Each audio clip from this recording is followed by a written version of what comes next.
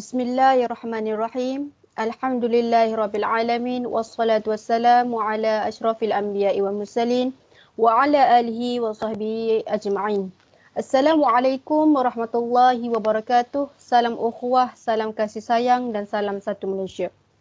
Warga Dewan sekalian, bersyukur kita kehadrat Allah SWT kerana dengan izin serta limpah kurnia daripadanya dapat kita bertemu lagi dalam gelanggang wawancara pentingkah teknologi untuk golongan orang kurang upaya. Bersama saya Nawal Atiyah binti Kamaru Bahrain selaku moderator pada pagi yang berbahagia ini. Hadirin yang dirahmati Allah sekalian, sebelum saya memperkenalkan ahli-ahli panel kita pada hari ini, kita sedia maklum golongan orang kurang upaya merupakan sebahagian daripada masyarakat. Oleh itu, mereka mempunyai kesaksamaan hak dan peluang untuk menjalani kehidupan seperti anggota masyarakat yang lain.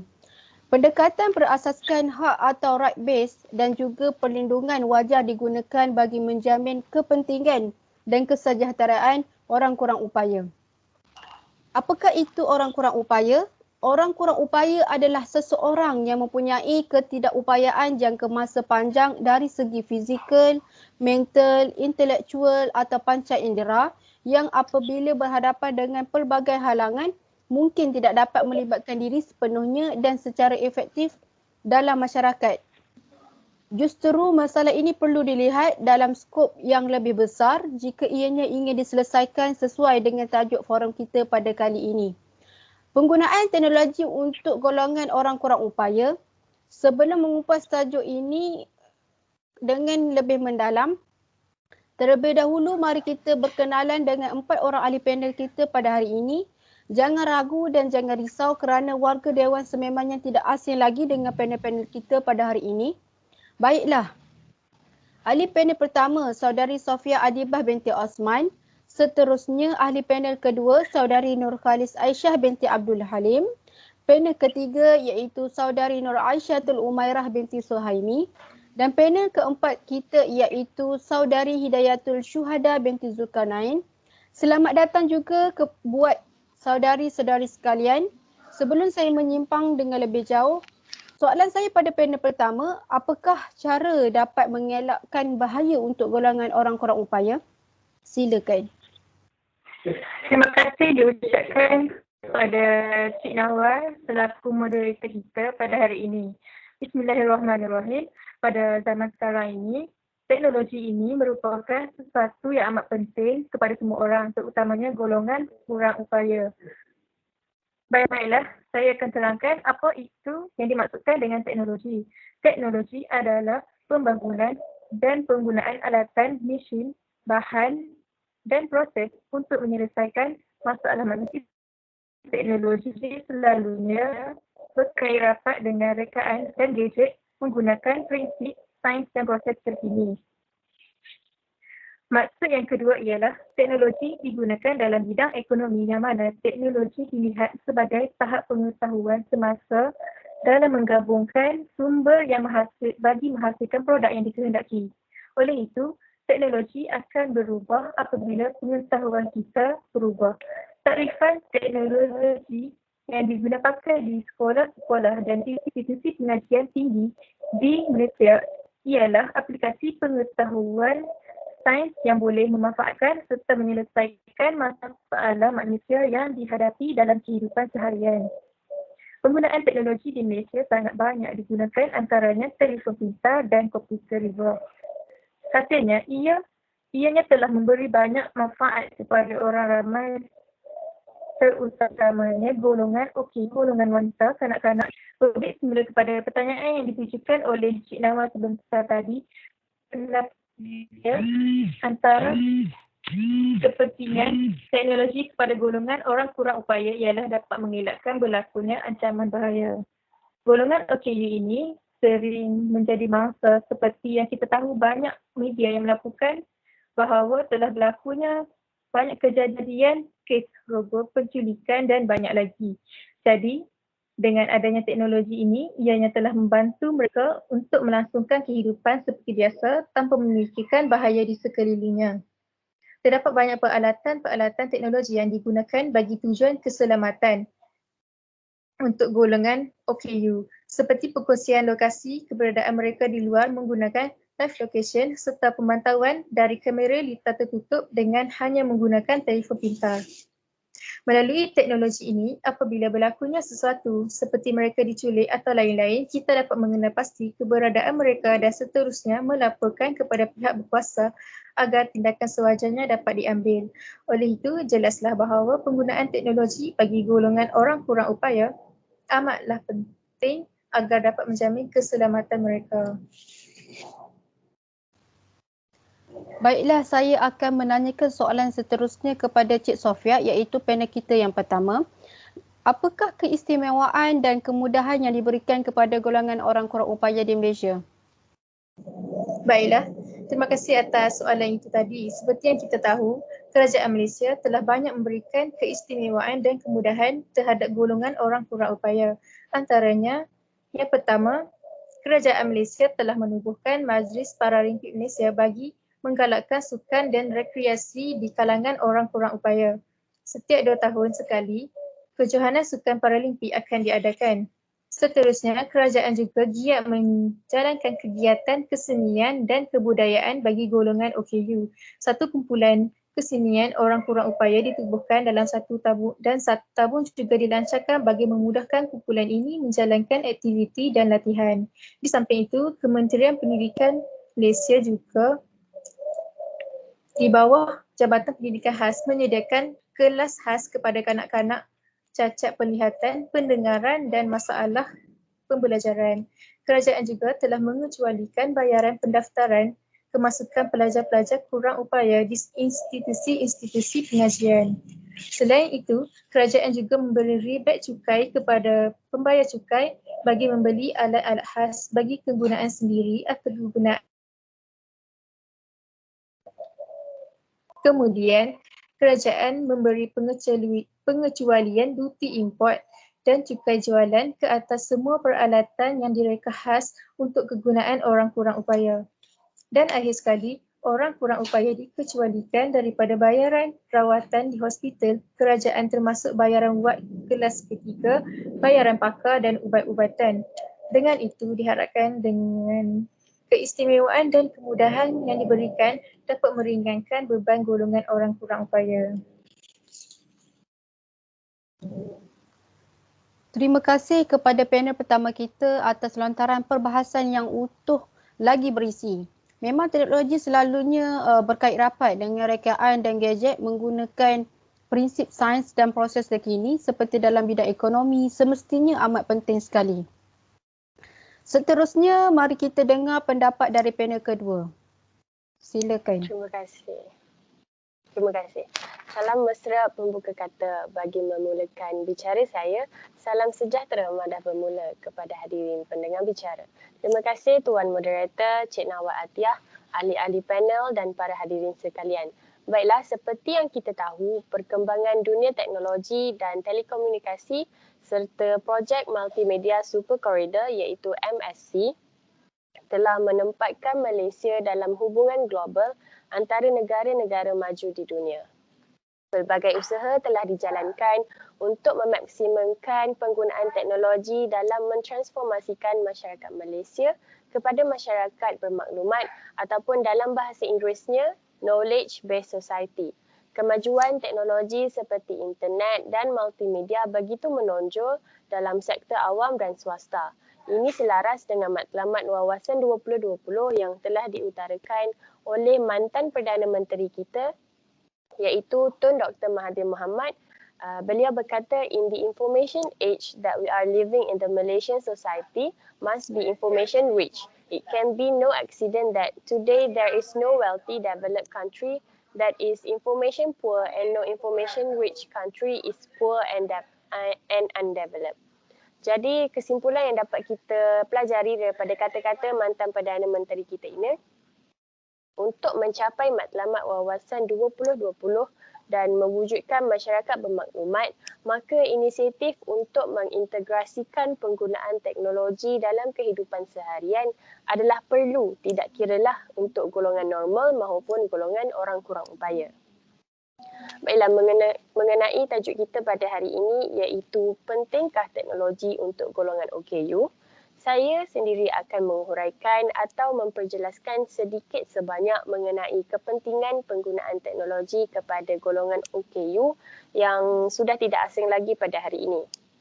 Pertama-tama sekali, saya mengambil daripada kajian oleh Encik Abdul Rahim Razali, Puan Nur Aini Ahmad dan Puan Kamaliah Ahmad yang dijalankan pada tahun 2005 berkenaan dengan teknologi komputer mampu memudahkan pelajar-pelajar khas, terutamanya pelajar-pelajar yang mempunyai masalah tingkah laku, masalah pembelajaran, masalah mempelajari kemahiran membaca, menulis dan mengira.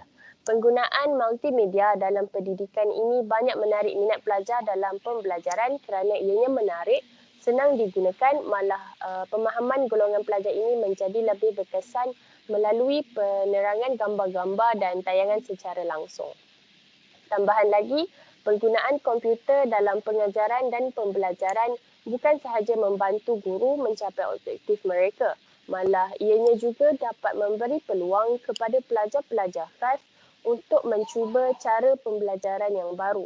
Sokongan daripada pihak pentadbir juga banyak memainkan peranan sejauh mana penerimaan penggunaan teknologi komputer dalam kalangan guru dan pelajar pendidikan khas. Oleh yang demikian, pendekatan ini harus diperluaskan melalui kaedah pengajaran yang pelbagai berasaskan komputer bagi membantu golongan pelajar khas ini. Dalam serba era moden sekarang ini, penggunaan teknologi komputer amatlah sesuai untuk dijadikan alat pembelajaran bagi membantu golongan pelajar khas ini kerana komputer berkemampuan untuk mencari maklumat yang diperlukan dengan cekap dan pantas.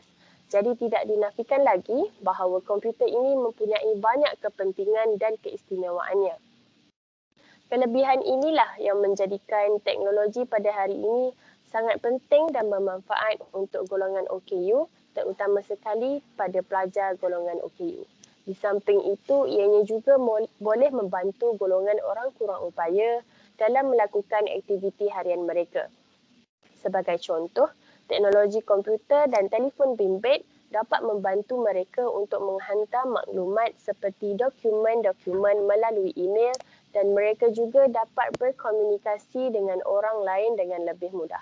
Dari segi pendidikan pula, mereka juga boleh menggunakan teknologi komputer dan juga telefon bimbit untuk mencari maklumat dan juga menimba ilmu pengetahuan dengan melayari internet melalui Google dan seumpamanya. Maaf, saya ingin menanyakan soalan kepada ahli panel kedua. Sudah semestinya penggunaan teknologi kini banyak manfaat dan kepentingannya. Bagaimana pula dengan kelemahan dan keburukan penggunaan teknologi komputer terhadap golongan pelajar orang kurang upaya ini? Terima kasih Tuan Moderator Cik Nawak Atiyah kerana telah mengajukan soalan sebentar tadi yang sangatlah bernas. Benar, tidak dapat dinafikan lagi bahawa teknologi ini juga mempunyai kelemahannya yang tersendiri. Salah satu kelemahan yang boleh dibincangkan adalah kos-kos teknologi yang mahal. Alat-alat komputer ini adalah sangat mahal bagi mereka yang mempunyai kos sara hidup yang rendah. Ini disebabkan kerana sesetengah alat-alat teknologi ini mempunyai kos yang sangat tinggi. Ianya adalah sukar bagi mereka untuk memiliki alat-alat teknologi tersebut. Selain daripada itu, untuk menggunakan teknologi seperti komputer, ianya memerlukan individu tersebut untuk memiliki kemahiran bagi menggunakan alat-alat teknologi tersebut. Tambahan pula, sesetengah daripada alat-alat teknologi ini juga memerlukan penyelenggaraan untuk memastikan alat-alat tersebut berfungsi dan sentiasa dalam keadaan yang baik. Secara keseluruhan, perkembangan teknologi ini dari semasa ke semasa sedikit sebanyak telah memberi kelebihan dan menjadi kepentingan bagi golongan-golongan OKU. Seperti yang saya telah perjelaskan sebentar tadi, teknologi ini juga mempunyai kelemahan yang tersendiri. Namun, kelebihan dan kelemahan ini juga bergantung kepada individu yang menggunakan teknologi itu. Sekiranya golongan OKU tersebut dapat menggunakan teknologi dengan sepenuhnya yang dapat memberi manfaat, maka teknologi itu mempunyai kelebihan yang banyak berbanding daripada kelemahannya dan begitu juga sebaliknya.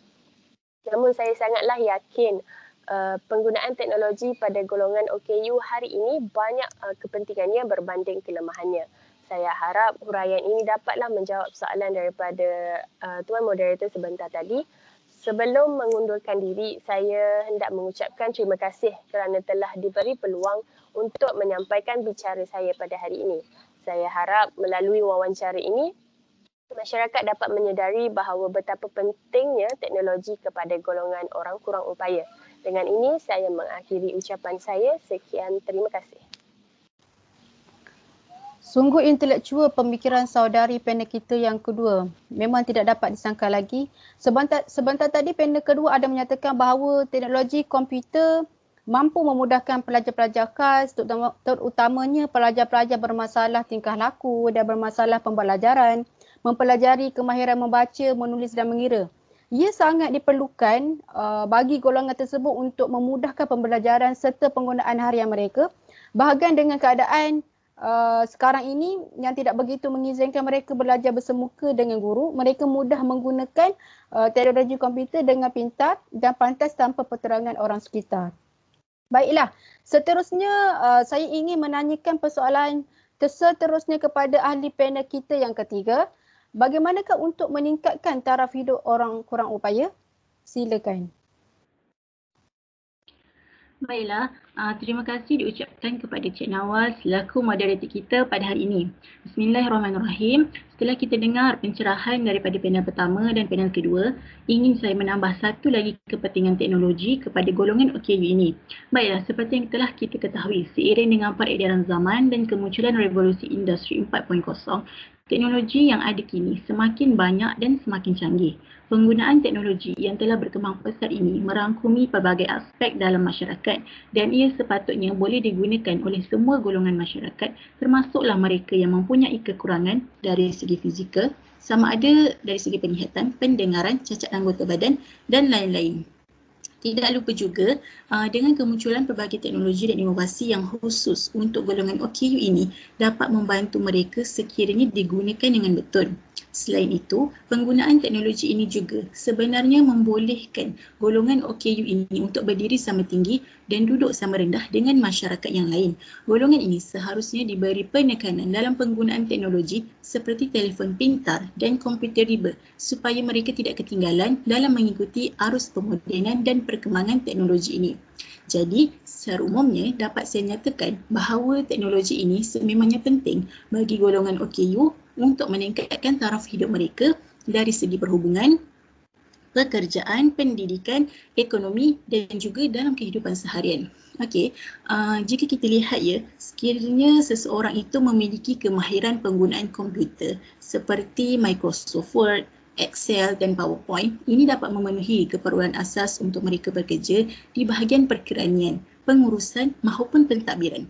Dan dengan adanya kelebihan ini dapat meningkatkan peluang pekerjaan kepada OKU itu sama ada di sektor awam maupun swasta serta menggalakkan mereka untuk bekerja sendiri. Jadi secara tak langsung, ianya dapat meningkatkan penyertaan golongan OKU dalam pasaran pekerjaan terbuka bagi membolehkan mereka hidup berdikari dan menyumbang kepada pembangunan negara. Hal ini juga membuktikan walaupun dengan kekurangan yang mereka ada, ianya tidak menjadi penghalang untuk mereka untuk memajukan diri mereka sama seperti golongan yang lain. Baiklah, sebagai contoh lain pula, dengan adanya teknologi yang khusus untuk golongan ini, membuatkan mereka juga dapat berhubung sama seperti orang normal. Antara teknologi yang khusus bagi golongan OKU adalah seperti peranti-peranti khas untuk menaip, antaranya ialah perisian pembaca skrin serta paparan braille, perisian sticky keys dan perisian pengecaman suara. Perkara ini sebenarnya dapat membantu golongan OKU untuk mengakses dan menggunakan sesuatu teknologi itu dengan mudah mengikut kesesuaian mereka. Jika kita perhatikan, apabila seseorang OKU itu dapat mengakses kepada sesuatu teknologi, maka individu tersebut berkemampuan untuk mencapai atau mendapatkan pelbagai ilmu pengetahuan dan maklumat terkini yang bermanfaat buat mereka. Jadi, melalui kemajuan dalam bidang penyebaran maklumat, golongan OKU juga tidak akan ketinggalan untuk mengikuti perkembangan di dalam dan di luar negara. Jadi jelaslah bahawa teknologi ini sememangnya penting untuk golongan OKU dan wajarlah untuk mereka memanfaatkannya dengan sehabis baik. Natijahnya, teknologi dapat memberi impak yang besar dan perubahan yang baik dalam hidup mereka, seterusnya dapat menambah kualiti hidup bagi golongan istimewa ini. Saya ingin mengajukan soalan kepada ahli panel kita yang ketiga. Baiklah Cik Aisyatul, sebentar tadi anda ada menyentuh berkaitan peranti-peranti khas untuk golongan orang kuat upaya ini seperti perisian pembaca skrin serta paparan braille, perisian sticky keys dan perisian pengecaman suara. Bolehkah Cik Aisyatul menerangkannya dengan lebih lanjut? Ya benar. Saya ada menyentuh tentang perkara itu. Okey, yang pertama ialah perisian pembaca skrin serta paparan braille. OKU yang mempunyai kekurangan dari segi penglihatan boleh menggunakan teknologi perisian pembaca skrin dan paparan braille ini bagi membantu mereka untuk menggunakan komputer. Perisian pembaca skrin adalah merupakan satu perisian yang mengandungi komponen sintesis pengucapan yang akan mengucapkan sebarang teks yang muncul pada skrin. Teknologi ini termasuk keupayaan untuk mengucapkan teks dalam dokumen, dalam kotak dialog dan mesej ralat. Pembaca skrin juga dapat mengucapkan pilihan menu dan teks untuk ikon-ikon dalam komputer. Seterusnya ialah perisian sticky keys. Teknologi ini boleh digunakan oleh golongan OKU yang mempunyai kekurangan dari segi fizikal, terutama tangan atau jari yang mungkin mempunyai kesukaran untuk menggunakan papan kekunci dan tertikus yang sedia ada. Perisian ini memberikan seseorang OKU itu satu alternatif yang lain bagi mengatasi masalah menekan 2 atau 3 kekunci pada masa yang sama. Sebagai contoh, kalau kita nak copy sesuatu ayat, kita akan tekan Ctrl plus C dalam satu masa yang sama. Tapi dengan menggunakan sticky keys, pengguna dapat menekan kekunci satu persatu tanpa perlu menekan pada masa yang sama. Bagi pengguna yang menggunakan sistem pengoperasian Windows, fungsi sticky keys boleh diaktifkan dengan mengaktifkan accessibility options dalam panel kawalan. Dan akhir sekali ialah perisian pengecaman suara. Perisian pengecaman suara ini melibatkan penggunaan perisian dan juga peranti. Mikrofon digunakan untuk merakam suara pengguna OKU dan perisian pengecaman suara akan menterjemahkannya ke dalam bentuk perkataan dan dipaparkan pada skrin komputer. Pengguna OKU bukan sahaja dapat menaik perkataan dengan menggunakan suara, malah ia dapat melayari dokumen dan internet.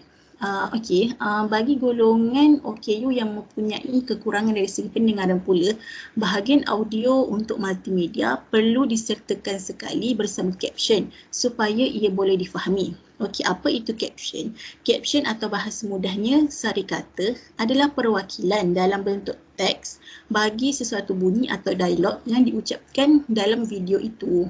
Kalau kita teliti dengan lebih dalam, pasti kita boleh lihat bahawa teknologi ini sebenarnya dapat membantu dan memudahkan golongan OKU sekiranya ia digunakan dengan tata cara yang betul dan sesuai mengikut kemampuan mereka. Jadi saya rasa itu sahajalah serba sedikit penerangan dari saya mengenai teknologi yang khusus untuk golongan OKU ini. Terima kasih. Saya serahkan semula kepada moderator kita. Begitu hebat pendapat yang diutarakan oleh panel kita sebentar tadi. Apabila zaman dan kemunculan revolusi industri 4.0, teknologi semakin canggih. Penggunaan teknologi semestinya telah berkembang pesat dengan merangkumi pelbagai aspek dalam masyarakat dan ianya penting juga kepada golongan orang kuat upaya ini supaya mereka tidak ketinggalan di zaman. Jadi masyarakat yang produktif ini perlulah mencari inisiatif yang berinovasi supaya memudahkan kehidupan seharian mereka. Baiklah, sekarang kita pendengarkan pula daripada panel kita yang keempat, iaitu Cik Hidayah. Sebenarnya apa kepentingan teknologi kepada golongan orang kurang upaya dari segi perniagaan? Baiklah, terima kasih Cik Nawal beri saya peluang untuk bercakap. Okey, jadi kita berbalik pada soalan tadi. Apakah kepentingan teknologi kepada golongan OKU dari segi perniagaan? Teknologi ni kita tahu ianya bukan sahaja menjadi kepentingan buat kita, yakni golongan bukan OKU. Malahan golongan OKU juga memerlukan teknologi. Sama juga seperti kanak-kanak, orang dewasa, remaja dan golongan tua. Boleh dikatakan kita semua yang berada di zaman revolusi industri 4.0 ni bergantung pada teknologi untuk hidup. Lebih-lebih lagi sekarang kita berada di zon pandemik kan, dan hampir 2 tahun masyarakat terjejas dari segi kewangan. Jadinya salah satu inisiatif pada golongan OKU untuk mencari sumber pendapatan adalah dengan menjalankan perniagaan. Seperti yang kita tahu, teknologi memainkan peranan yang penting dalam kehidupan kita. Salah satunya teknologi maklumat berfungsi sebagai media yang menyampaikan maklumat dan bidang perniagaan.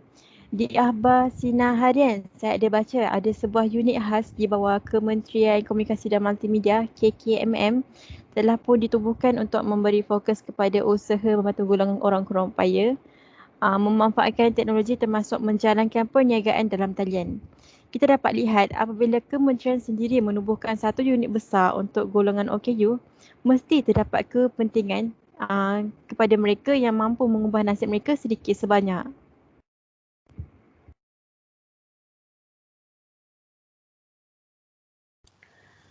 Betul tu Cik Hidayah. Kita percaya bahawasanya teknologi ada membawa kebaikan kepada golongan ini.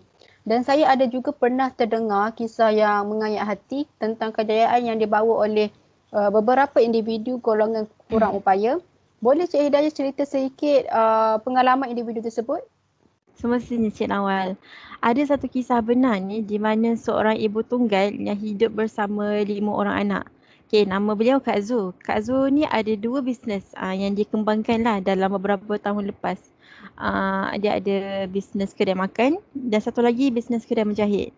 Tetapi tak ada Allah lah. Ada satu hari tu beliau terlibat dalam kemalangan yang melibatkan trailer. Dari situ kaki beliau mula lumpuh dan masa tu juga anak-anak masih lagi bersekolah. Tapi Kak Zu ni orangnya sangat positif. Dia cuba bangkit semula, sedikit demi sedikit beliau berusaha untuk menanggung keluarga. Tapi sekali lagi beliau ditimpa musibah. Kedai jahit beliau tu terbakar, menyebabkan lebih kurang dalam RM200,000 kerugian. Tapi macam kita sebutlah kan, Kak Zu ni orangnya positif kan. Cuba bayangkan kalau kita ada di tempat beliau, mampu ke kita nak lalui semua ni? Demi anak-anak beliau cuba bangkit, cuba mula lagi bisnes yang sedia ada. Dan Alhamdulillah sekarang ni beliau mampu mengambil 3 orang pekerja yang di mana datang juga daripada golongan OKU.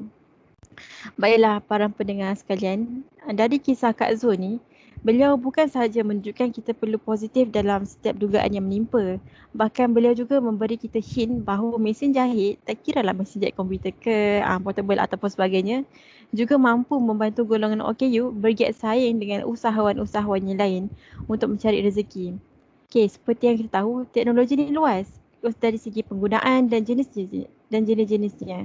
Bagi usahawan, mereka menganggap teknologi ni sebagai satu pintu kepada kejayaan dalam berbisnes. Kerana apa? Kerana yang pertama, mereka boleh mengembangkan perniagaan ke negara-negara lain dengan kewujudan teknologi moden seperti internet dan e-dagang. Kebanyakan peniaga dari segi pakaian, makanan, barang keperluan, mereka semua promosikan barangan mereka ataupun syarikat mereka melalui perniagaan online. Dengan satu sentuhan, awak tap je screen, awak boleh viralkan produk awak. Betul tak? Kita sekarang ni dah mudah. Nak jual apa-apa semuanya mudah. Yang penting kena ada ilmu. Okay, selain itu, dengan bantuan teknologi juga boleh meningkatkan produktiviti usahawan yang datang daripada golongan OKU. Sekarang ni para usahawan lebih mudah, lebih efisien lah kita sebut untuk berkongsi dan menyebarkan maklumat dengan lebih pantas. Ianya adalah satu kelebihan kepada mereka yang ada kesukaran untuk bergerak dan sebagainya.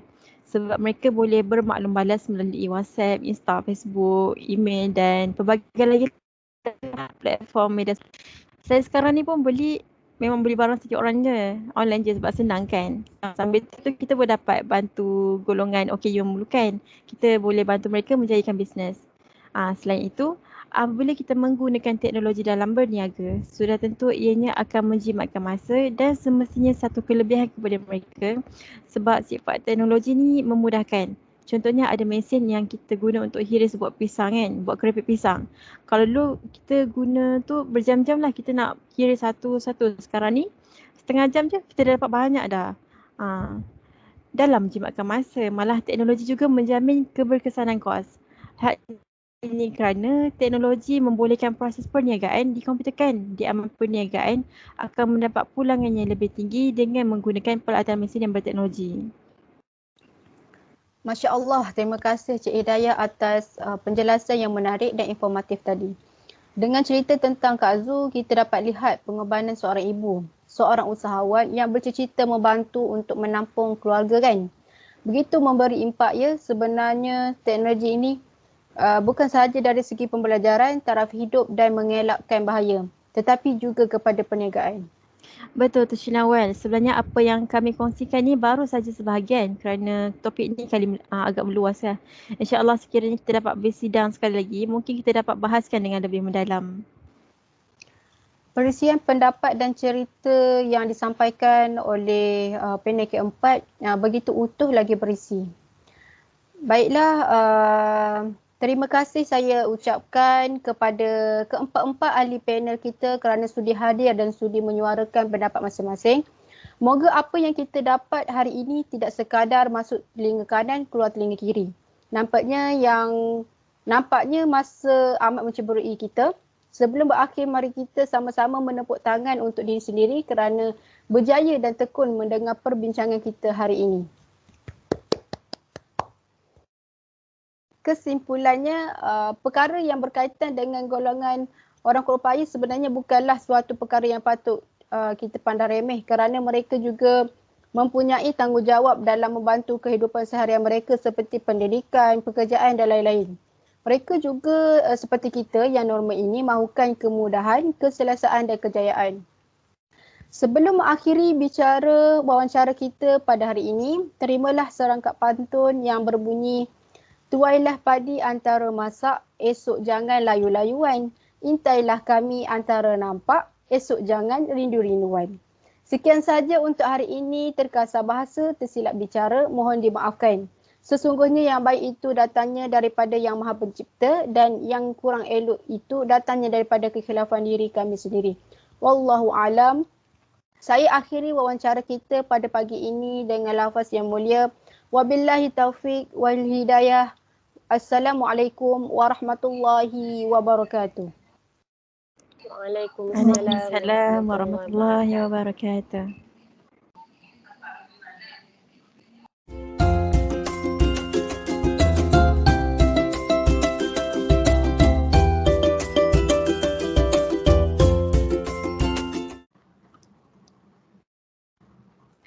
Assalamualaikum warahmatullahi wabarakatuh. Saya Nurul Islam binti Nozansyah, nombor matrik 12000129. Saya Nur Damia Atikah binti Ramzi, nombor matrik 12002752. Saya Syarita Nisa binti Muhammad Nafiah, nombor matrik 12000771.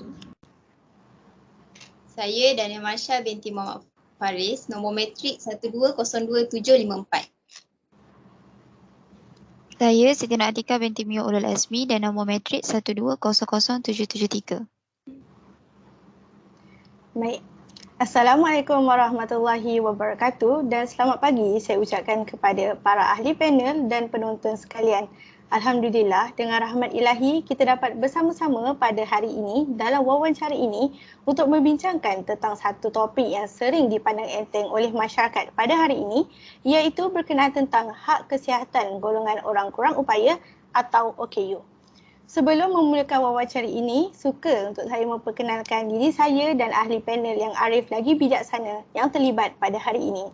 Saya Nurul Islam binti Nozansyah sebagai moderator wawancara anda pada hari ini.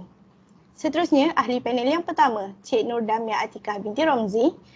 Kemudian, panel yang kedua ialah Cik Saidatul Anisa binti Muhammad Hanafiah. Panel yang ketiga ialah Cik Dania Marsha binti Muhammad Faris. Dan panel yang terakhir iaitu yang keempat ialah Cik Siti Nur Atikah Mio Ulul Azmi. Terima kasih kerana sudi pada hari ini untuk berkongsi ilmu. Baiklah. Seringkali kita baca di berita maya atau media sosial pada hari ini, ramai golongan OKU yang kebajikannya sering terabai, terutamanya ketika musim pandemik COVID-19 ini. Hal ini kerana kita sedia maklum bahawa ramai individu yang terjejas semasa pandemik ini, apatah lagi kepada golongan OKU. Antara aspek yang penting tentang kebajikan golongan OKU selain dari pendidikan dan ekonomi mereka ialah kesihatan. Jadi, untuk tidak membuang masa, saya mempersilakan ahli panel yang pertama untuk menjelaskan apakah definisi OKU yang sebenarnya. Dipersilakan. Terima kasih kepada saudari moderator kita iaitu Cik Nurul yang saya kira sungguh bersemangat dan bertenaga ya pagi ni. Alhamdulillah. Bismillahirrahmanirrahim. Alhamdulillahirrabbilalamin. Wassalatu wassalamu ala asyrafil anbiya'i wal mursalin wa ala alihi wa sahbihi ajma'in. Rabbi syrah li sadri wa yassir li amri wahlul 'uqdatam min lisani yafqahu qawli.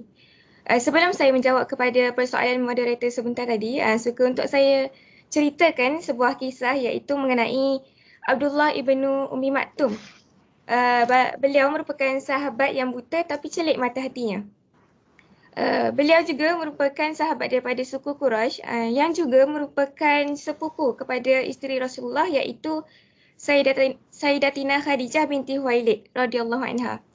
Satu hari Rasulullah SAW duduk berdialog dengan para pembesar Quraisy dengan harapan supaya mereka ni terima Islam dan dengan tu dapat menghentikan penganiayaan kepada sahabat-sahabat lah time tu. Tiba-tiba datangnya Abdullah ibnu Ummi Maktum ni datang minta untuk Rasulullah ajarkan kepadanya ayat-ayat Allah ni. Kata Abdullah, Ya Rasulullah, ajarkanlah kepadaku ayat-ayat yang telah diajarkan Allah kepadamu. Tapi baginda terlalu sibuk dengan para pembesar Quraisy ketika itu, lantas menghiraukan, mengendahkan permintaan Abdullah tersebut. Jadi sejurus daripada peristiwa tersebut, maka turunlah wahyu Allah dalam surah Abasa ayat 1 hingga 10. Izinkan saya untuk baca terjemahan dia. Ya, silakan. Auzubillahi minasyaitanirrajim. Dia memasamkan muka dan berpaling. Ketika itu didatanginya orang buta. Dan apa jalannya engkau dapat mengetahui tujuan wahai Muhammad? Barangkali dia mahu membersihkan hatinya dengan pelajaran agama yang didapatinya daripadamu. Ataupun dia mahu mendapat peringatan, sungguh peringatan itu memberi manfaat kepadanya. Adapun orang yang merasa keadaannya telah cukup, tidak berhajat lagi kepada ajaran Al-Quran, maka engkau bersungguh-sungguh melayaninya. Padahal engkau tidak bersalah kalau dia tidak mahu membersihkan dirinya dari keingkarannya. Adapun orang yang segera datang kepadamu dengan perasaan takutnya melanggar perintah-perintah Allah, maka engkau berlengah-lengah melayaninya. Sadaqallahul azim. Jadi jelaslah dalil Allah ni menjadi bukti bahawa golongan OKU ni mendapat kedudukan yang istimewa apabila Allah sendiri telah menegur baginda tentang cara layanannya terhadap Abdullah tadi. Okay, semoga dengan kisah ni dapat memberi kita lebihlah penghayatan untuk kita lebih memahami tentang kepentingan untuk melayani orang OKU dengan baik. Okey, kita teruskan kembali kepada persoalan moderator sebentar tadi mengenai apakah sebenarnya definisi OKU.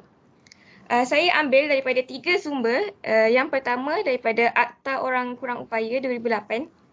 Orang kurang upaya OKU ditakdirkan sebagai mereka yang mempunyai kekurangan jangka panjang fizikal, mental, intelektual atau deria yang apabila berinteraksi dengan pelbagai halangan boleh menyekat penyertaan penuh dan berkesan mereka dalam masyarakat. Istilah OKU ni juga boleh disifatkan sebagai kurang mampu atau lemah untuk melakukan pekerjaan atau aktiviti hidupan harian yang biasa dilakukanlah oleh kita orang normal ni. Yang kedua, menurut Pertubuhan Kesihatan Malaysia, Kesihatan Sedunia, maafkan saya, WHO, orang kurang upaya dianggap sebagai individu yang memenuhi semua kriteria dalam takrif seperti mempunyai kecacatan fizikal atau mental secara jangka panjang atau berulang-ulang dan yang sebahagian besarnya menghadkan prospek mereka masuk ke dalam kemajuan dalam pekerjaan. Dan yang terakhir sekali, daripada Pertubuhan Bangsa-Bangsa Bersatu PBB memberi tafsiran OKU ni sebagai seseorang yang tak berupaya untuk menentukan sendiri bagi memperoleh sepenuhnya atau sebahagiannya daripada keperluan biasa seseorang individu itu dan tak dapat hidup bermasyarakat sepenuhnya. Ini disebabkan oleh sesuatu kekurangan atau keadaan lemah, sama ada dari segi fizikal atau mental atau dari segi emosi. Sama ada ia berlaku semenjak dilahirkan atau kemudian daripada itu. Kecacatan ni kadang-kala boleh juga disebabkan oleh faktor keturunan atau berpunca daripada penyakit yang dialami semasa proses pembesaran dalam rahim ibu. Ia juga boleh mungkin disebabkan berlaku kemalangan.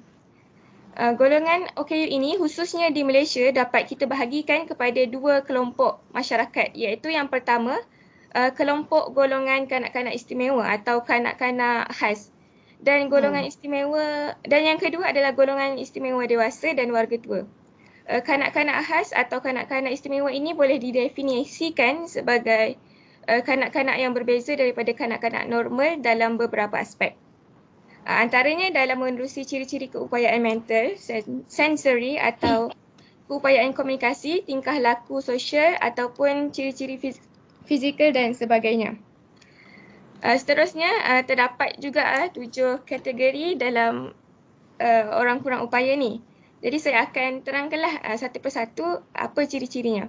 Yang pertama adalah kategori kurang upaya pendengaran, di mana apabila keadaan seseorang itu tak dapat mendengar dengan jelas di kedua-dua belah telinganya tanpa menggunakan alat bantuan pendengaran atau tak dapat mendengar langsung walaupun dengan menggunakan alat pendengaran. Yang kedua adalah kurang upaya penglihatan. Ia berlaku apabila yang pertama terhad di kedua-dua belah mata, yang kedua buta di kedua-dua belah mata ataupun buta di sebelah mata sahaja, dan yang terakhir adalah lain-lain gangguan penglihatan yang kekal. Dan yang ketiga adalah kurang upaya pertuturan. Ia adalah keadaan di mana individu yang mengalami masalah pertuturan tetapi masih boleh mendengar. Yang keempat, kurang upaya fizikal. Kurang upaya fizikal ni adalah ada beberapa keadaan yang berlaku. Yang pertama adalah kecacatan anggota badan. Keadaan di mana berlaku kehilangan separa atau sepenuhnya mana-mana bahagian anggota badan, termasuk kehilangan tangan, kaki, jari, jemari dan sebagainya. Yang kedua, spinal cord injury. Keadaan saraf tunjang akibat trauma atau bukan trauma yang mencecaskan fungsi otot, deria serta autonomik. Yang ketiga adalah stroke. Keadaan di mana berlakunya kekurangan atau kehilangan fungsi secara tiba-tiba yang melibatkan pertuturan, otot, deria, kognitif atau lain-lain anggota akibat daripada kekurangan oksigen atau pendarahan dalam otak. Dan yang seterusnya adalah kerdil.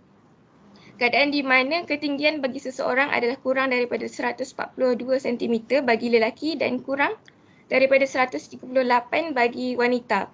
Jadi bila kita lihat orang-orang kerdil tu, maka mereka termasuklah dalam golongan OKU sebenarnya. Yang seterusnya penyakit kronik, dan yang terakhir sekali adalah traumatic brain injury. Keadaan di mana traumatik sederhana pada otak. Dan yang kelima adalah kurang upaya pembelajaran. Keadaan di mana seseorang yang menghadapi masalah kecerdasan otak yang tak selaras dengan usia biologikalnya. Mereka yang tergolong dalam kategori ini ialah lembam, Down syndrome, kurang upaya intelektual, autism, ADHD, masalah pembelajaran spesifik macam disleksia, dan lewat perkembangan global atau global development delay. Dan yang keenam adalah kurang upaya mental, keadaan di mana seseorang yang menghadapi penyakit mental yang teruk yang telah menjalani rawatan atau telah diberi diagnosis selama sekurang-kurangnya 2 tahun oleh pakar psikiatri. Antara jenis-jenis mental tersebut adalah skizofrenia, mood disorder dan organic mental disorder yang serius dan kronik. Dan yang terakhir sekali adalah kurang upaya pelbagai. Kurang upaya pelbagai atau kita panggil sebagai multiple disabilities bermaksud mempunyai lebih daripada satu jenis ketidakupayaan. Contohnya mungkinlah seseorang itu mungkin mengalami masalah pendengaran dan penglihatan secara serentak, atau dengan secara bahasa mudahnya kita boleh kata dia bisu dan pekak dalam masa serentak. Itu kita panggil sebagai kurang upaya pelbagai. Okey. Itu saja daripada saya serahkan kembali kepada moderator kita. Terima kasih. Baik. Masya Allah, satu penjelasan yang sangat panjang saya kira kan, yang sangat teliti kerana Cik Damia telah pun menjelaskan setiap satu perincian tentang definisi OKU. Jadi apa yang saya boleh katakan ialah OKU ini ialah individu yang mengalami sebarang kekurangan daripada pelbagai perkara. Mungkin dari segi mindanya, mungkin dari segi fizikalnya dan juga sarafnya. Okey, baik. Dan juga satu kisah yang menarik tentang sahabat Nabi yang buta, dan pengajaran yang saya boleh ambil daripada itu ialah kita seharusnya melayan ataupun menyantuni setiap manusia yang ada di muka bumi ini, ataupun bukan sahaja manusia tetapi makhluk Allah, kita perlu layan dengan sama rata kerana kita semua adalah makhluk Allah. Baik, satu penjelasan yang sangat saya rasa memberi kesegaran kepada wawancara kita untuk permulaan wawancara ini.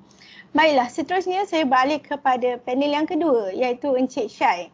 Sebenarnya, apakah cabaran yang dihadapi oleh golongan OKU pada hari ini dari segi kesihatan mereka? Dipersilakan. Okay, terima kasih Cik Nurul. Assalamualaikum dan selamat pagi semua. Saya akan menjelaskan beberapa cabaran yang dihadapi oleh golongan OKU yang tidak mendapat hak kesihatan. Okay, antara cabaran tersebut ialah penyakit yang dihidapi mereka mungkin akan melarat ataupun menjadi lebih teruk. Okay, sebagai contoh, golongan OKU yang didiagnosis dengan penyakit sindrom Down kebiasaannya mempunyai penyakit lain yang lebih kronik seperti penyakit yang berkaitan dengan jantung ataupun berkaitan dengan mata ataupun dengan telinga mereka. Okay. So ubatan yang perlu diambil oleh mereka bukanlah murah, di mana ia mampu memberi kesan kepada kewangan isi rumah tersebut. Namun begitu, sekiranya mereka mendapat hak istimewa berkaitan dengan kesihatan mereka, seperti memperoleh bekalan ubat-ubatan yang mencukupi pada satu tempoh masa, ia semestinya akan membantu mereka untuk meneruskan kehidupan pada masa itu. Lepas tu, walau bagaimanapun, jika tiada pihak yang memastikan golongan OKU mendapat hak kesihatan mereka, perkara ini tidak dapat kita sangkalah bahawa ia akan menjadi lebih memudaratkan ke atas kesihatan golongan OKU tersebut. Okay, seterusnya, jumlah kematian mereka dari golongan OKU juga meningkat daripada tahun-tahun sebelum ni. So hal ini kerana golongan OKU tidak mempunyai hak kesihatan yang mereka sepatutnya peroleh. Rawatan yang mereka terima dari pihak kerajaan tidak sesuai ataupun tidak mampu mengubati atau mengawal penyakit yang mereka hadapi. Okay, sebagai contoh, sekiranya terdapat mereka dari golongan OKU mempunyai penyakit sawan, rawatan yang diberikan kepada mereka seharusnya berbeza dengan mereka yang normal. Okay, kerana terdapat side effects ataupun kesan sampingan yang berpunca daripada ketidakupayaan yang mereka ada. Okay, oleh itu, dengan adanya hak kesihatan yang sesuai dengan diri mereka, golongan OKU mampu mengawal penyakit mereka dengan cara dan ubat-ubatan yang lebih baik. Okay, seterusnya, jumlah gelandangan juga akan bertambah.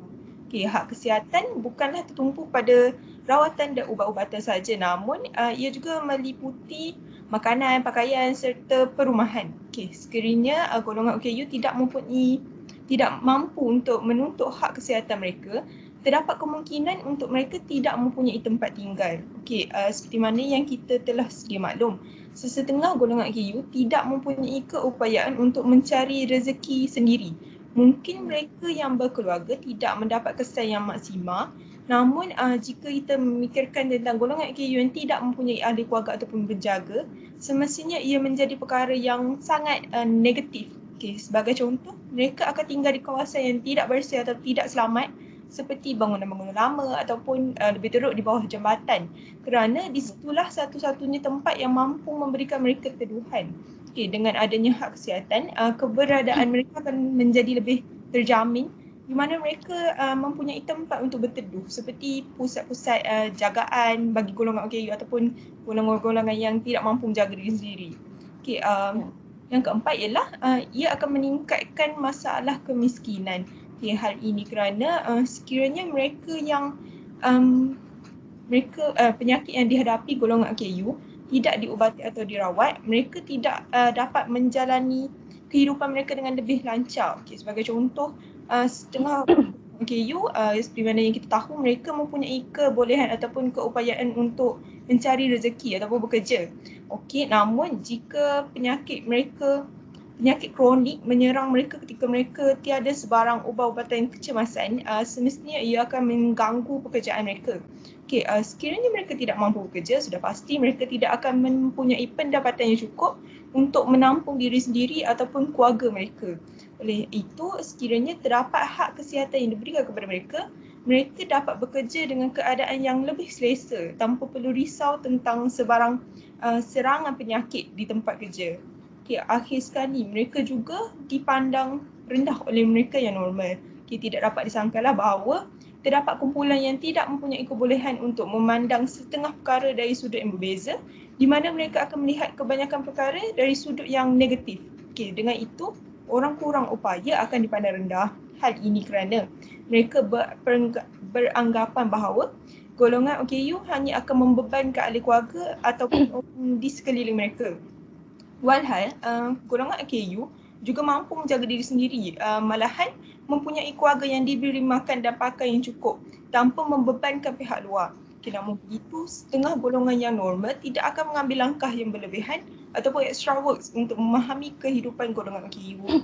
Oleh itu, dengan adanya hak kesihatan yang membolehkan golongan OKU tampil lebih yakin dengan kehidupan mereka, di mana mereka mendapat bantuan seperti bantuan makanan, pakaian serta tempat tinggal, mungkin pemikiran negatif dari pihak luar akan berubah.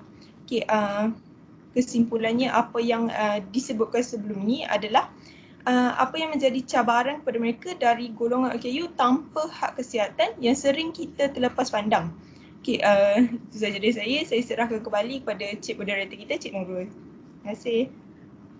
Baik, sama-sama. Terima kasih kepada Cik Syai atas perkongsian yang saya pasti membuka mata para penonton untuk lebih membantu dan memberi perhatian kepada golongan OKU.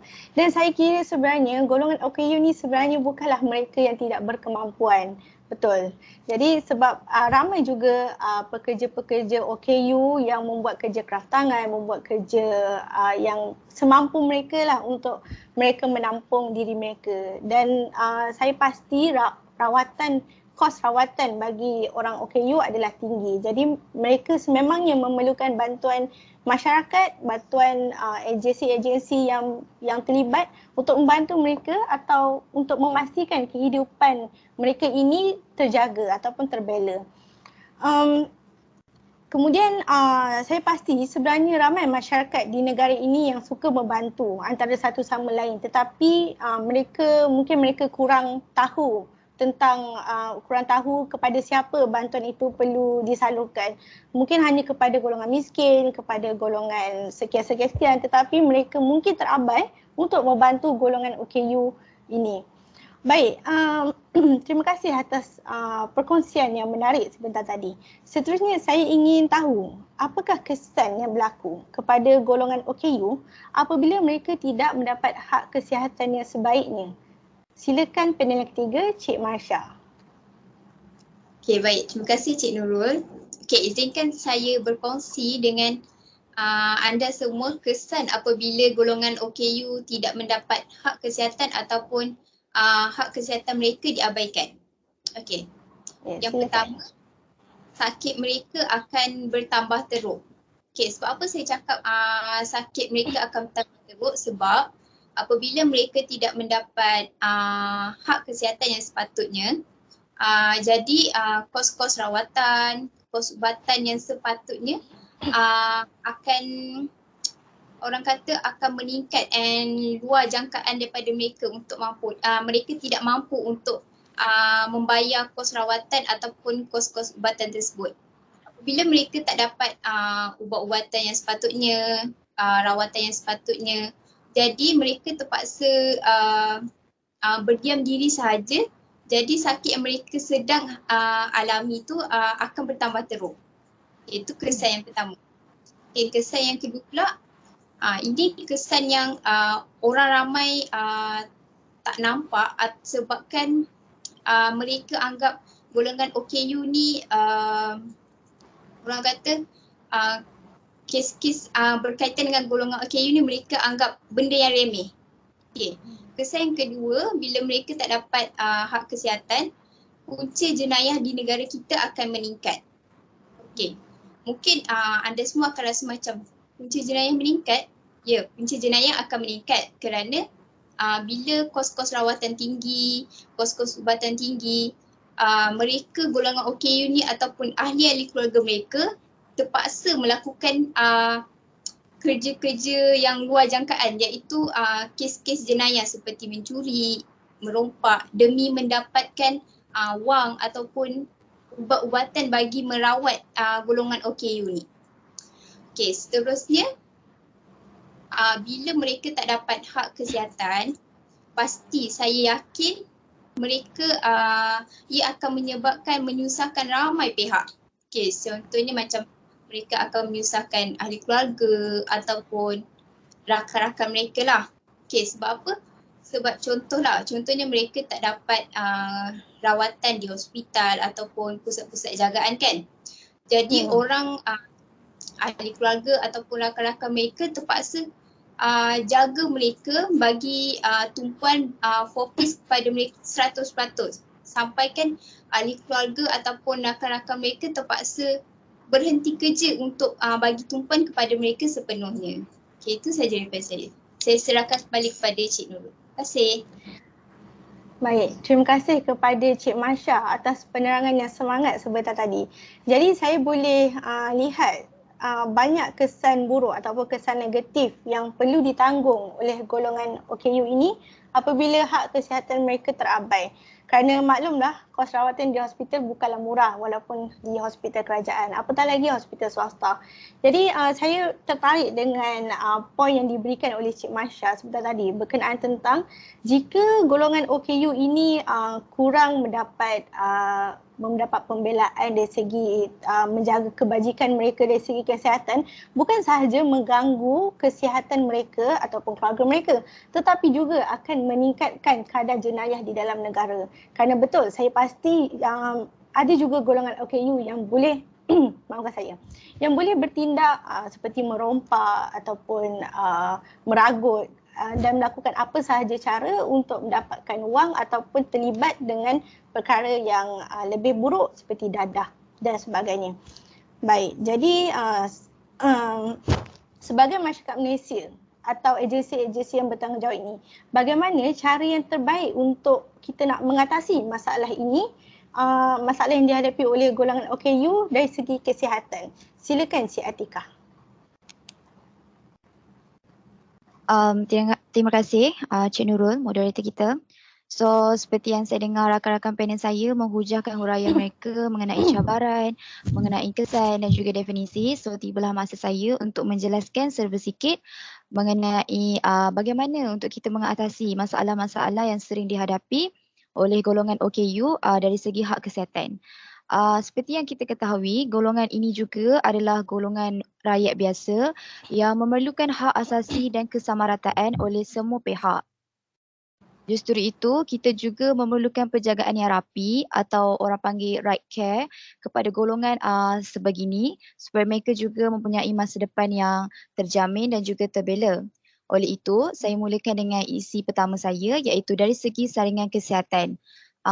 Kita ketahui bahawa golongan sebegini mereka mempunyai masalah dalam menampung kos rawatan yang sangat tinggi.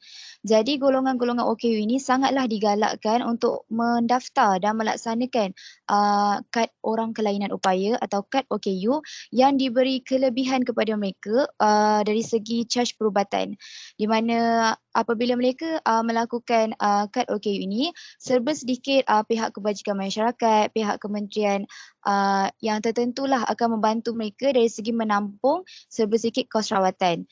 Dan daripada hasil pendaftaran kad OKU ini juga, ia mampu memberi serba sedikit bantuan bagi golongan yang kurang kemampuan dari segi untuk membeli alat tiruan atau alat sokongan seperti kaki palsu, tongkat tangan, cermin mata, alat pendengaran dan lain-lain yang disyorkan oleh pegawai perubatan atau pakar perubatan. Selain itu, perkara-perkara yang sebegini dan bantuan yang sebegini mampu meningkatkan keupayaan dan potensi diri dalam mereka untuk berdikari, untuk mengharungi kehidupan seharian. Selain itu, daripada pelaksanaannya kad OKU ini, ia mampu meringankan beban pembelajaran keluarga yang mempunyai ahli keluarga yang golongan istimewa sebegini. Menggalakkan lagi penjagaan yang lebih sempurna kepada kumpulan sasar OKU yang berpenyakit lebih kronik dan terlantar di wad-wad kecemasan. Seterusnya adalah dari segi pengesanan dan intervensi awal. Seperti yang kita ketahui, golongan OKU ini bukan hanya ada golongan OKU dewasa atau golongan OKU warga emas. Ia juga tergolong dari golongan kanak-kanak yang khas.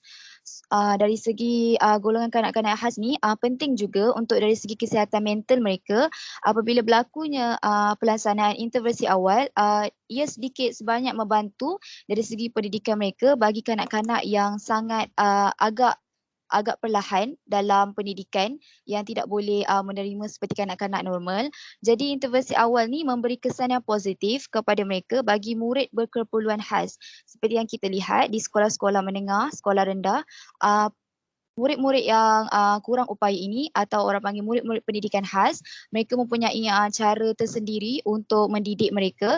Jadi pengesanan dan intervensi awal ni mampu untuk memupuk kesihatan mental mereka apabila cikgu-cikgu dan juga para pengajar di situ tidak menggunakan cara pengajaran yang lebih cepat untuk pelajar-pelajar ini kerana mereka tidak sama. Dan kajian ada menunjukkan bayi dan kanak-kanak secara umum memerlukan kurikulum yang lebih spesifik, lebih fokus kepada keperluan dan keupayaan mereka sebab mereka tidak sama untuk meneroka dan membuat penemuan di dalam persekitaran sekeliling.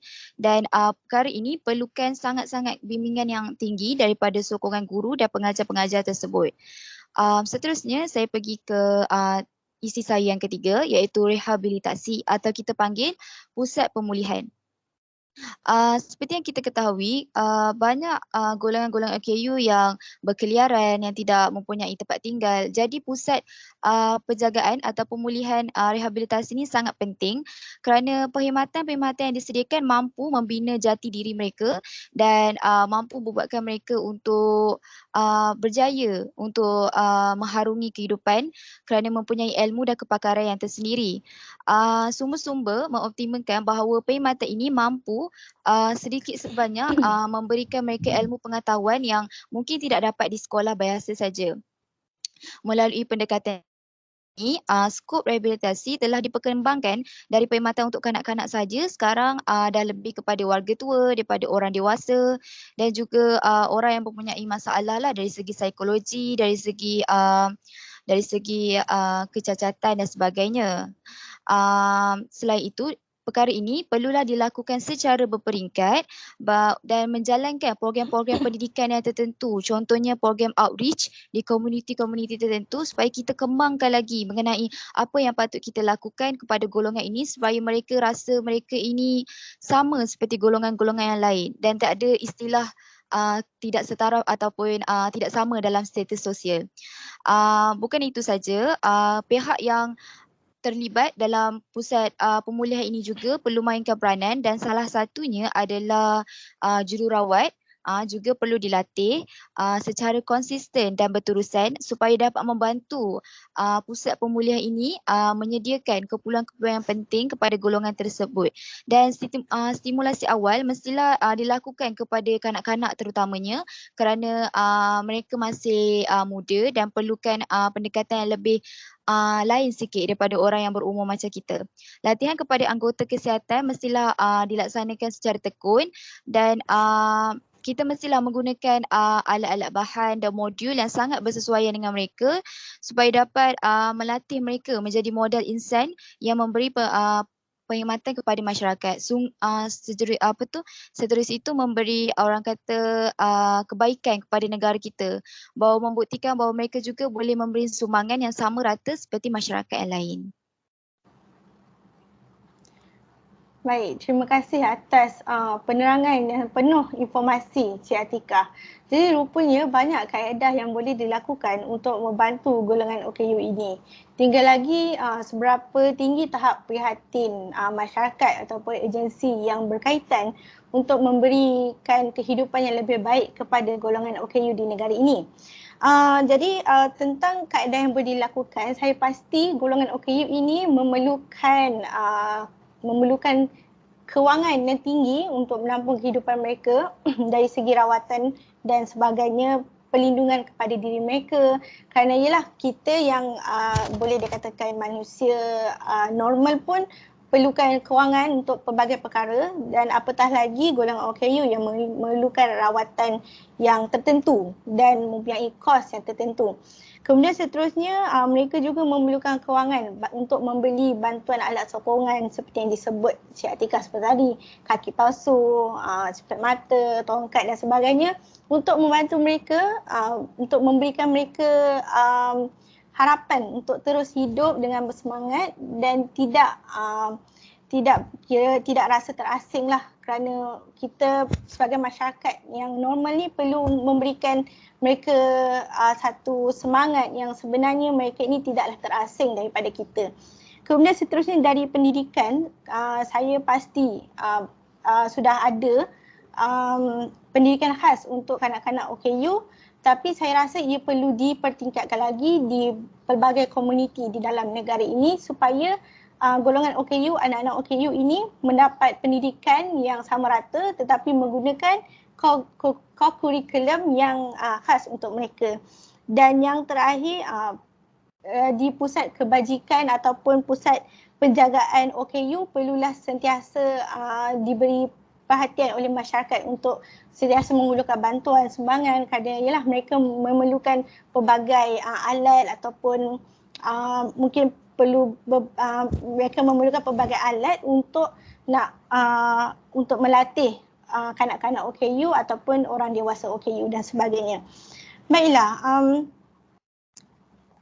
seterusnya saya ingin bertanya kepada Cik Masya, adakah Cik Masya ada perkara yang ingin ditambah? Okey, maafkan saya berasa tertarik untuk tambah sedikit lagi perkongsian yang saya kongsikan sebelum ni. Izinkan saya ya? Ya, silakan. Okey, antara kesan yang dapat kita perhatikan apabila golongan OKU, hak kesihatan golongan OKU diabaikan ataupun mereka tak dapat hak kesihatan tersebut, banyak ataupun isu sosial di negara kita akan semakin banyak ataupun semakin meningkat. Okey, sebab apa dia meningkat? Sebab macam saya cakap sebelum ni, kos rawatan tinggi, kos ubatan tinggi. Jadi ahli keluarga mereka ataupun rakan-rakan mereka ataupun diri mereka sendiri berasa tertekan untuk menjaga sebabkan kos-kos rawatan, kos ubatan tinggi kan. Jadi ahli keluarga mereka, rakan-rakan mereka terpaksa tinggalkan golongan OKU ni di tepi-tepi jalan, di bawah jambatan supaya diorang boleh hidup, boleh survive sendiri di tepi jalan sebabkan ahli keluarga, rakan-rakan mereka dah tak mampu untuk jaga mereka sepenuhnya. Okey, seterusnya jumlah pesakit tenat di hospital akan bertambah ramai juga sebab pada peringkat awal bila mereka tidak diberikan rawatan kepada golongan OKU, sakit-sakit yang dialami oleh golongan OKU ni akan bertambah teruk kan, macam saya cakap sebelum tadi. Jadi bila dah macam sampai tahap tenat, sampai tahap nazak, pihak hospital apa-apa secara sekalipun apabila dah sampai tenat, nazak macam tu, pihak hospital terpaksa terima golongan OKU ni untuk diberikan rawatan. Jadi bila sikap macam sikap mengabaikan hak kesihatan golongan OKU ni tidak dibendung, pesakit-pesakit tenat akan bertambah ramai di hospital, di ward-ward ICU.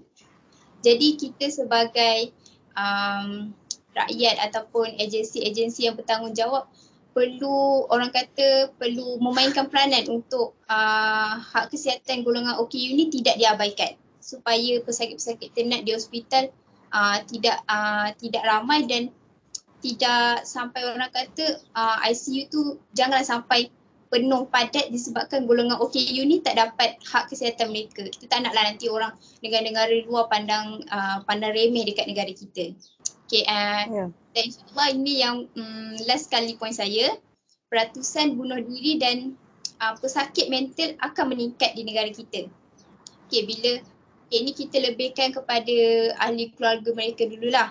Bila mereka tertekan dengan dengan golongan OKU, sebab yelah macam panel-panel lain yang dah terangkan golongan OKU ni kan dia kurang mampu untuk dari segi fizikal, mental mereka kan. Jadi bila orang kata bila macam diorang dah tak mampu nak jaga golongan OKU ni ataupun golongan OKU ni sendiri tertekan dengan diri mereka, mereka sampai dah orang kata macam dah berserah dengan diri sampai tahap mereka mereka anggap bunuh diri adalah jalan penyelesaian mereka. Dan pesakit mental of course bila mereka tertekan golongan OKU ni, bila diorang orang kata macam diorang sakit kan, mestilah ahli keluarga mereka ataupun rakan-rakan mereka fokus kepada mereka sepenuhnya kan. Jadi macam kita juga bila kita sakit macam-macam ragam kan. Lagi-lagi orang OKU mesti macam-macam ragam kan. Jadi bila ahli ataupun rakan-rakan mereka dah tak mampu ataupun terlalu penat, jadi mereka akan diserang dengan sakit-sakit mental. Jadi sakit mental tu akan meningkat dalam negara kita. Kita tak naklah pesakit mental ni banyak di negara kita, sebab kita pun tahu bila pesakit mental banyak di negara kita, itu adalah sesuatu perkara yang agak negatif dan agak buruk, dan macam biasa negara luar akan pandang buruk terhadap negara kita. Itu saja. Terima kasih. Ya, bagi saya itu ialah satu pertambahan informasi yang menarik. Jadi bercakap tentang kes bunuh diri yang meningkat terhadap golongan OKU ini. Saya ingin bertanya kepada Cik Damia, panel yang pertama, apakah isu semasa yang berlaku kepada golongan OKU dari segi kesihatan mental mereka? Adakah ada isu terbaru tentang golongan OKU yang bunuh diri? Silakan Cik Damia. Terima kasih moderator. Isu semasa mengenai kesihatan mental golongan OKU ni ada berlaku pada tahun lepas, pada 2 Februari 2020 di Kuala Terengganu, di mana seorang OKU lelaki telah membuat cubaan membunuh diri dengan menjerut leher dengan tali nailon. Dipercayai akibat tekanan hidup. Akhirnya tertuduh diarahkan untuk jalani rawatan psikiatri. Kita memang akui dengan pandemik COVID-19 ni sangat memberi kesan kepada kita dalam macam-macam faktor lah. Apatah lagi bagi mereka golongan OKU ni. Oleh itu mereka ni sangat memerlukan perhatian yang lebih, inisiatif-inisiatif yang lebih daripada pihak kerajaan. Dan sememangnya pendedahan pendidikan awal perlu diterapkan dalam masyarakat. Untuk kita lebih memahami akan hak-hak dan kepentingan untuk melindungi warga OKU ni. Untuk pengetahuan juga, kita ada Hari OKU Sedunia pada 3 Disember pada setiap tahun. Jadi saya akhiri saya punya slide ni dengan satu quote yang saya ambil daripada Google. Dia kata, "There is no greater disability in society than the inability to see a person as a more." Okey, baik, sekian saja daripada saya serahkan kembali kepada moderator. Ya, terima kasih Cik Damia atas perkongsian tentang isu semasa. Jadi saya kirakan isu bunuh diri ni bukan hanya kepada masyarakat biasa tetapi juga kepada golongan OKU. Dan menyebut tentang 3 Disember setiap tahun ialah sambutan Hari OKU Sedunia. Jadi saya ingin mengajak para penonton untuk kita ingat tarikh 3 Disember ini untuk kita menyambutnya dengan pelbagai cara. Mungkin kita boleh post di social media kita untuk memberi kesedaran kepada semua masyarakat tentang kebajikan OKU yang kita perlu jaga. Okey, baiklah.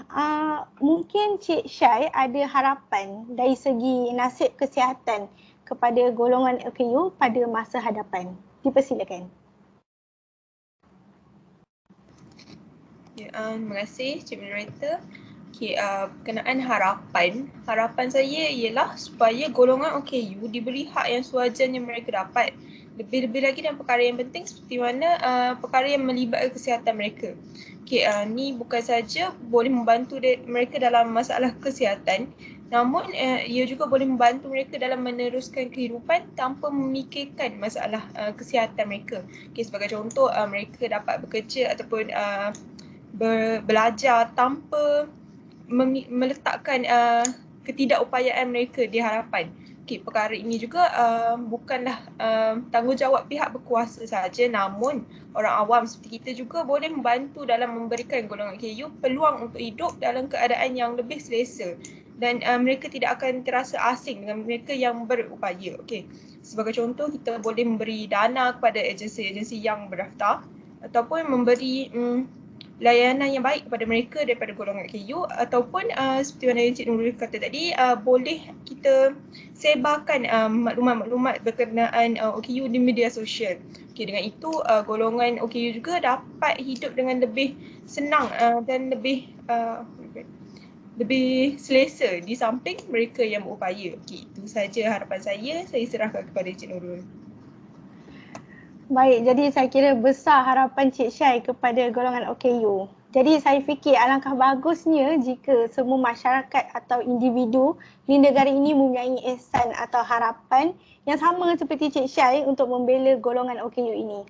Jadi saya pasti Malaysia boleh menjadi negara contoh terhadap menjaga kebajikan OKU. Jadi kita sudah hampir ke akhir wawancara ini. Mungkin Cik Atikah mempunyai kata-kata akhir atau pesanan yang ingin disampaikan kepada para penonton. Dipersilakan. Terima kasih Cik Moderator kita. Seperti yang rakan-rakan panel saya dah jelaskan, di sini saya cuma nak tambah sedikit lagi bagi pihak-pihak agensi yang sepatutnya menjalankan tanggungjawab mereka bagi membela nasib-nasib golongan tersebut. Secara keseluruhannya, golongan OKU ni mestilah diberi input teknikal berkaitan penjagaan kesihatan yang cukup rapi daripada agensi seperti Jabatan Kebajikan Masyarakat. Bukan itu saja, dari segi Kementerian Pelajaran Malaysia dan Kementerian Pembangunan Wanita, Keluarga dan Masyarakat juga salah satu daripadanya mestilah mengambil berat tentang perkara yang dihadapi oleh golongan-golongan sebegini. Golongan OKU ni adalah manusia juga yang perlu diberikan hak kesamarataan dan hak asasi terutamanya dari segi kesihatan. Jadi bagi pendapat saya, program pendidikan kesihatan perlulah dijalankan lagi dengan bersungguh-sungguh dan mengadakan lebih banyak kempen-kempen yang walaupun kita ketahui sedia ada tetapi perlu dilaksanakan dengan lebih tekun. Seperti yang kata Cik Syai, di mana media-media sosial menjadi salah satu platform di mana remaja-remaja sekarang boleh menggunakan untuk menguar-warkan mengenai masalah yang dihadapi yang sering kita ambil mudah dan tidak diwar-warkan. Selain itu, kita boleh meningkatkan lagi perkhidmatan yang seperti saya katakan tadi di pusat-pusat penjagaan dan boleh membuatkan program pencegahan-pencegahan yang berkaitan kes-kes bunuh diri dan memberi lagi pendekatan yang lebih dekat dan seperti masalah yang berkaitan dengan masalah peribadi, sangat digalakkan bagi mereka mendapatkan lagi nasihat dan kaunseling daripada pihak-pihak yang bertanggungjawab dan berkuasa lah. Kalau boleh kita cuba kurangkan kes bunuh diri pada tahun-tahun yang akan datang, dan pengesanan dan intervensi awal ataupun kita panggil primary care, dan kita boleh lebih buatkan pelajar-pelajar ini mendapat ilmu yang lebih bermutu tinggi, serta perubatan-perubatan yang disediakan mestilah perubatan yang berkualiti kerana mereka ni bukan pesakit-pesakit yang normal. Jadi mereka mestilah diberi perkhidmatan yang sangat-sangat terjaga dan spesifik. Oleh itu, hak kesihatan mereka mestilah terbela dan terjamin pada masa yang akan datang. Saya serahkan balik kepada Cik Nurul, Cik Moderator kita. Baiklah, saya rasakan sebagai satu pesanan penutup yang sangat memberi makna kepada wawancara kita pada hari ini. Jadi dengan berakhirnya pesanan nasihat dari Cik Atikah sebentar tadi, maka berakhirlah wawancara kita pada hari ini. Apa yang saya dapat simpulkan ialah sebagai masyarakat majmuk yang hidup di negara ini, kita seharusnya mengambil tahu keadaan semasa golongan yang memerlukan bantuan, khususnya kepada golongan OKU, tanpa kita mengira bangsa dan agama mereka. Jadi semoga perkongsian ini memberi pengajaran dan pengetahuan yang baru yang segar kepada para penonton. Sebelum wawancara ini melabuhkan tirai, izinkan saya menyampaikan sebuah pantun. Pohon berangan, tempat bertemu, girangnya gadis, si anak dara. Baliklah tuan, membawa ilmu, binalah bangsa, bangunkan negara. Sekian, wabillahi taufiq wal hidayah. Wassalamualaikum warahmatullahi wabarakatuh. Sekian, terima kasih.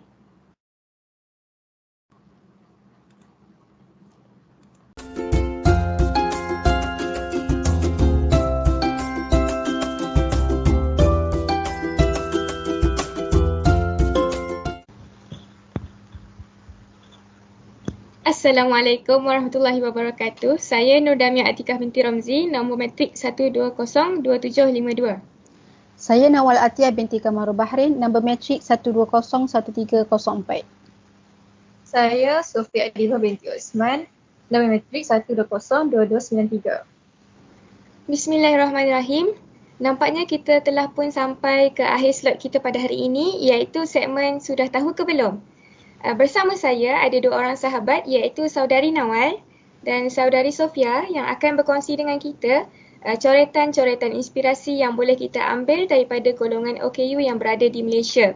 Baiklah, tanpa membuang masa lagi, saya mempersilakan dahulu sahabat kita yang pertama, iaitu Saudari Nawal yang akan bercerita dengan kita tentang Encik Syukur Ibrahim. Dengan tanpa membuang masa lagi, saya mempersilakan. Mesti semua masyarakat Malaysia pasti mengenali beliau. Beliau ialah saudara Muhammad Syukur bin Ibrahim yang berumur 33 tahun, berasal dari Melaka.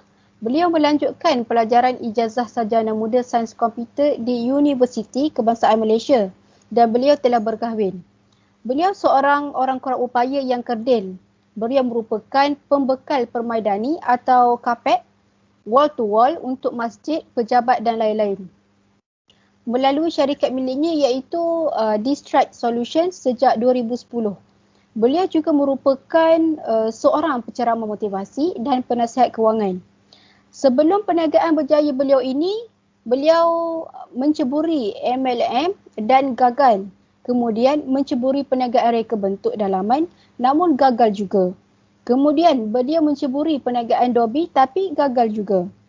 Sehingga kan ibu bapa beliau meminta beliau untuk memohon penjawat awam tetapi ia tidak berkemungkinan dengan dirinya yang orang kurang upaya.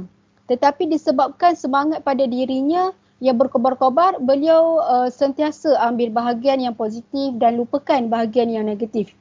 Beliau kuatkan semangat meminjam wang sebanyak RM15,000 daripada seorang rakan lain, hanya bercagarkan surat tempahan pada pelanggan dan janji untuk membayar kesemua pinjaman itu dalam tempoh sebulan. Bermula daripada projek pertama membekal dan memasang kapet itu, beliau akhirnya meraih peluang demi peluang dan kini dianggap antara usahawan berwawasan dengan perolehan pendapatan mencecah 6 angka sebulan. Memegang prinsip tiada hutang dalam perniagaan dan memulakan perniagaan dengan apa yang ada menjadi kunci utama kejayaan bagi Muhammad Syukur sehingga kini. Distrike Solution yang sebelum ini hanya beroperasi di kediaman kini memiliki pejabat di Seri Kembangan, Selangor dan memiliki 7 pekerja. Itu saja daripada saya.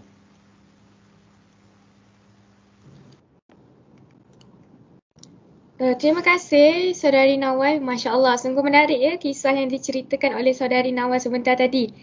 Kisah jatuh bangun Encik Syukur Ibrahim.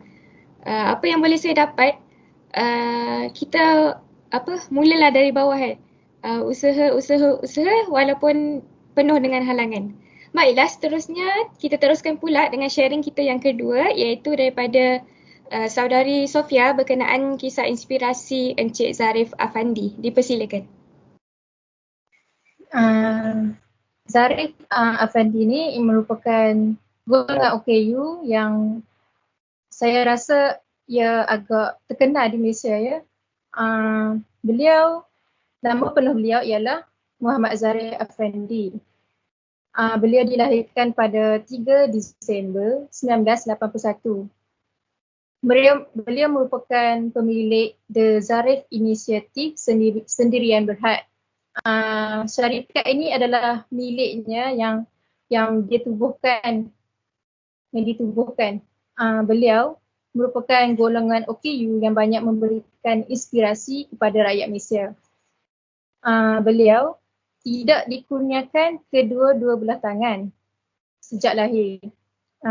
Jadi pemilik syarikat The Zarif Initiative Sendirian Berhad ini, dia pernah juga menerima anugerah belia perdana pada tahun 2011. Seterusnya, dengan beliau tidak mendapat pekerjaan di syarikat-syarikat tempatan. Jadi bermula daripada itu, dia mula menubuhkan syarikatnya sendiri iaitu The Zarif Initiative Sendirian Berhad. Syarikat ni ialah sebuah syarikat yang bertujuan untuk memupuk dan membangunkan nilai-nilai sosial yang bertanggungjawab untuk agensi korporat, kerajaan, institusi akademik dan pertubuhan lain. Sejak dulu semasa kecil, ibu beliau iaitu Mariatul Akmal Abdullah Shah pernah menceritakan bahawa sejak kecil beliau sudah menunjukkan kegigihan dan semangatnya hingga ada kalanya ibu dia rasa macam dia ni seperti manusia normal, menjalani kehidupan yang normal. Terutamanya pada ketika dia berumur 6 tahun. Beliau pernah ditolak permohonan untuk masuk ke sekolah biasa oleh guru besar.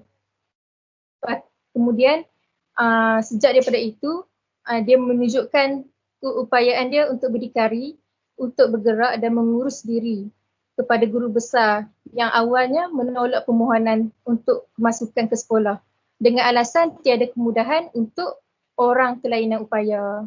Saat itu ibunya merasakan bahawa anak dia ni akan jadi seorang yang sangat hebat pada satu ketika nanti. Akhirnya telahan ibunya itu benar. Pada antara program yang dianjurkan oleh beliau dalam daripada syarikat beliau iaitu The Zarif Initiative Sendirian Berhad ialah beliau menganjurkan program kesukarelawan iaitu membantu mangsa tsunami di Aceh, Indonesia dengan kerjasama beberapa badan bukan kerajaan. Beliau juga melancarkan sebuah perkhidmatan sesi pengkongsian iaitu The Giving a Hand with a Foot. Dalam perkhidmatan ini beliau menggalakkan orang ramai memanfaatkan sepenuhnya kemampuan diri serta menjalani hidup yang lebih bermakna. Beliau berkata, selain keyakinan diri yang tinggi dan mengamalkan minda positif, langkah awal membina rangkaian sejak pengajian di institusi pengajian tinggi antara faktor kejayaan yang kini. Kesimpulannya, kita hendaklah bekerja keras untuk membuktikan kepada semua orang bahawa kekurangan dalam diri kita bukanlah satu penghalang untuk mencapai kejayaan. Sekian daripada saya. Baiklah, terima kasih saudari Sofia. Kita memang akui sekarang ni golongan OKU memang susah untuk dapatkan pekerjaan kat Malaysia ni. Sehingga kan macam tadi Encik Zarif kan, Encik Zarif terpaksa adakan inisiatif syarikat demi melangsungkanlah harian kehidupan seharian. Baiklah. Sekalung penghargaan diucapkan kepada saudari Nawal dan juga saudari Sofia yang sudi berkongsi dengan kita berkenaan kisah inspirasi daripada golongan OKU yang boleh kita peroleh manfaatnya bersama dan tentunya menjadi pembakar semangat dan motivasi untuk kita jadi versi yang lebih baik. Kalau mereka ni golongan OKU yang ada keterbatasan dan limitasi ni boleh, tentu kita pun boleh juga. Baiklah, sekian saja daripada kami. Kami mohon maaf andai ada salah silap kurang sana sini. Kami akhiri dengan sebuah tayangan video untuk anda semua. Sekian, terima kasih. Assalamualaikum warahmatullahi wabarakatuh.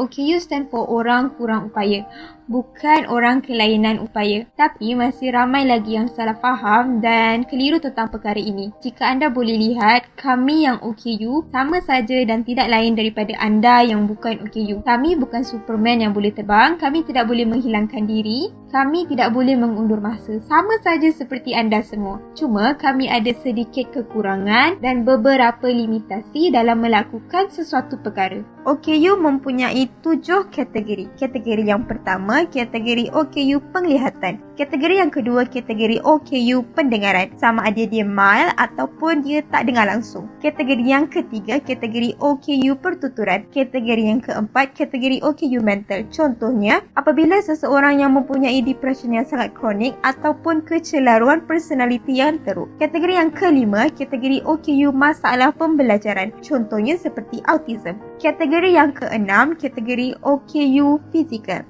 Seperti saya dikategorikan dalam OKU fizikal. Nama penyakit saya ialah Charcot-Marie Tooth Disease yang melemahkan kaki dan tangan saya. Saya mengalami kesukaran dan sedikit slow dalam pergerakan kaki dan tangan saya. Dan kategori yang terakhir, kategori yang ketujuh, OKU pelbagai. OKU pelbagai ini apabila seseorang mempunyai lebih daripada satu kategori yang lain tadi dalam dirinya. Contohnya, seseorang itu mengalami masalah pertuturan, dalam masa yang sama, dia juga mempunyai masalah pendengaran. Kebiasaannya, seseorang yang mempunyai masalah pertuturan mempunyai masalah pendengaran sejak kecil lagi. Hal ini kerana dia tidak boleh mendengar bagaimana satu-satu perkataan itu disebut. Cabaran-cabaran yang sering kami alami sebagai OKU adalah kurangnya kesedaran dalam kalangan masyarakat. Jadi, saya dari dulu lagi sering diejek dan ditiru gaya, dipanggil robot, diherdik, ditengking sebab berjalan lambat. Itu saya yang fizikalnya nampak OKU. Kami punya cabaran seperti hak-hak kami yang tidak dijaga dan diinvade oleh masyarakat seperti parking-parking OKU, tandas-tandas OKU yang digunakan sesuka hati oleh orang-orang yang bukan OKU. Dan saya harap kesedaran antara kita sesama masyarakat dan sesama warga Malaysia dapat ditingkatkan dan dapat membantu satu sama lain dan memahami antara satu sama lain. Saya juga ingin memberi informasi tambahan. Kebiasaannya, kita akan panggil orang yang bukan OKU itu orang normal. Tetapi apa kata kita cuba dari sekarang untuk menggelarkan diri kita yang normal ini sebagai orang bukan OKU. Dan orang OKU adalah orang OKU. Di situ kita akan nampak lebih harmoni dan lebih saling memahami. Sekian saja daripada saya. Assalamualaikum. Jumpa lagi.